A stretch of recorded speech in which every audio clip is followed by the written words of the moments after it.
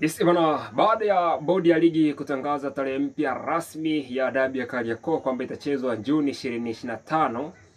Juni 25, 2025, Young Africans wao wamekubali kwenda kucheza dabi hiyo. Jemedari Saidi bin Kazumali Mtipa, yeye anauliza Simba Sports Club, je, mtacheza au hamchezi?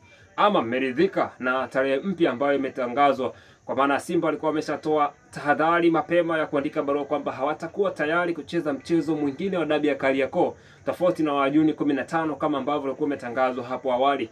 Baada ya tarehe rasmi mpya nyingine kusogeza dabi ya Kariakoo kwenda Juni 25, tuwaulize Simba Sports Club, hatuoni andiko wakikubali kwenda kucheza mchezo huo, na huko Young Africans wao tayari walikuwa wameshalizia kwamba wako tayari kwenda kukipiga na wekundu wa Msimbazi Simba Sports Club Juni 25 kwenye dimba la Benjamin William Mkapa, wakiwa wao sasa ni wenyeji wa mchezo na wameridhia Young Africans na wameanza maandalizi rasmi kupromote mchezo kuelekea kwenye mchezo huo wa dabi ya Kariakoo. Hakika bingwa hapewi kombe kwa pointi za mezani, bingwa anapewa kombe kwa kupigana kwa alama 3 uwanjani. Dakika 90 zitakwenda kuamua nani atakuwa ni mwanaume, na hii itakwenda kuwa mechi ngumu zaidi kwa sababu tunafahamu ya kwamba Machi 3 mechi iliahirishwa, kwa mara ya pili tena imeahirishwa, ina maana ni mara ya 3. Kila mmoja ako na hasira kwa kiasi chake, na tunakoenda tutakushuhudia miongoni mwa dabi bora zaidi, kama si dabi ambayo itakuwa ina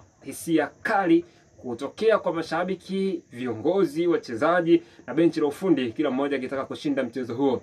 Na Simba Sports Club, tuwaulize kwa mara nyingine tena, mko tayari kucheza dabi ya Kariakoo ama hamko tayari kucheza? Na tayari imeshatangazwa rasmi, na zamu hii hakuna kukimbia mchezo wowote. Tunawahitaji uwanjani Benjamin Mkapa, tuone nani bingwa msimu 2024-2025.